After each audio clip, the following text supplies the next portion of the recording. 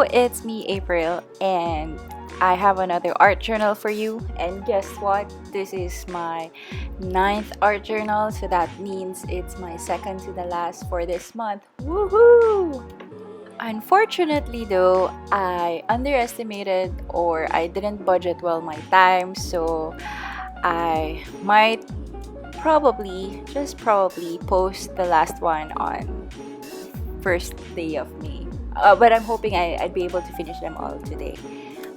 Alright, so what's happening here was I am just trying to finish an unfinished spread that I had in my journal. So that's why you didn't see me paint this very beautiful pink salmon, which turns out to be my fave color as of the moment. And yellow, let's include yellow. Anyway, I just playing with collage and clear stamps here.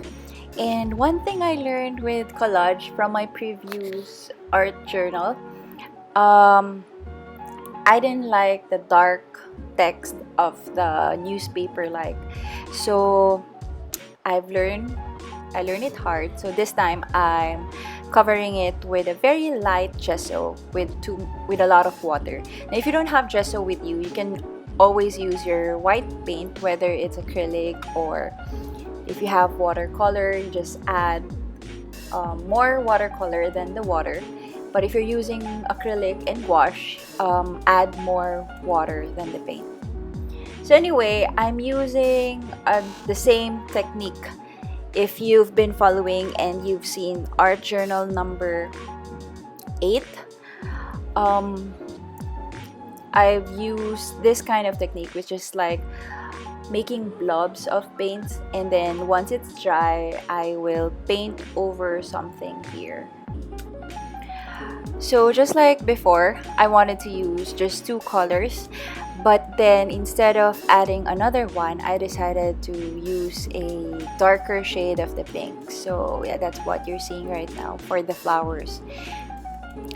Also, before this drawing, I also added rubber stamps to have or to give more marks on the page. And here I am drawing some weird flowers that I don't really understand what it is. It looks like a rambutan or I don't know, some weird looking flower. So while I saw this flower while I was searching, I thought, alright, this looks easy. But then while I was already drawing it on my journal, I realized, okay, it looks weird, and I think I kind of chose the wrong flower because the color or the darker pink aren't showing that much. However, I already started with one, so I just thought let's just continue and finish it with the same flowers. So yeah, the journey that you get when you're art journaling and the process and the realizations that you learn from doing it too. By the way, I'm using a Pilot brush pen. I really love this brush pen because if you've tried using water brush, it's pretty much the same except that it has ink inside instead of just water. Now, if you don't have this but you have a water brush, some tried adding inks inside their water brush, so it gives you an automatic brush pen with color. But I wouldn't really suggest that unless you have a lot of water brush, because you can't use your water brush anymore if you put ink, especially black, because it will stain your water brush.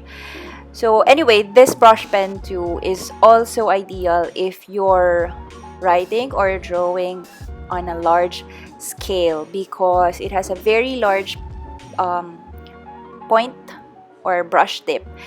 So it's kind of hard to control if you're using or if you're doing it on a smaller scale, smaller paper or smaller sketchbooks. So yeah. At first, I couldn't really decide where to write the quote. So if you've been following along or you've seen or watched my previous art journals, usually my process is I try to use at least 3 to 5 techniques or materials on the journals, and then afterwards I write a quote. And in this case, for this month, I write Bible or God related quotes. And then as I was browsing my journal, it's always about either the flowers or the focal point of my journal is always either on the left or the right.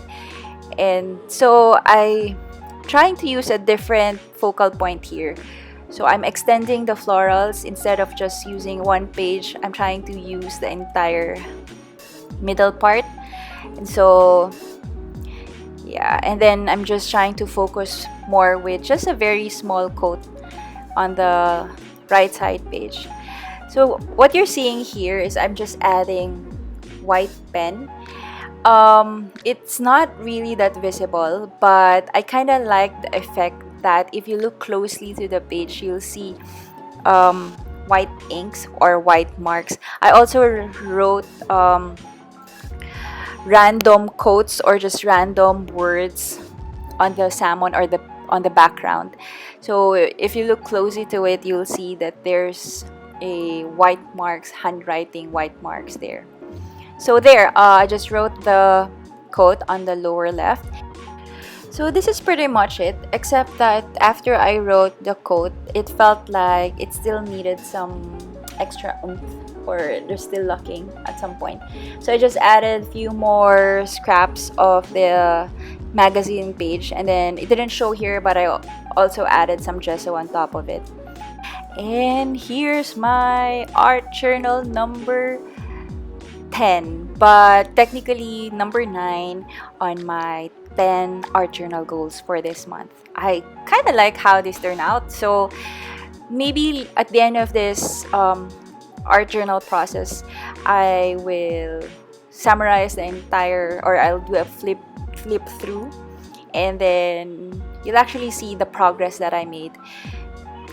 I guess the progress also comes with the mindset, because I started art journaling once again with a heavy heart. But as I continued doing it, I became better, and I was able to deal with my emotions already. So my art journal became more clear, or more, well, at least beautiful to me. So this is 9 out of 10. I hope you'd still be with me on my 10th journal, and I also hope you enjoy this entire journey. And you know the drill.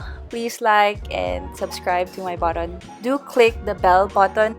You'd be notified if I have a new video. Thanks again for watching, and see you again soon.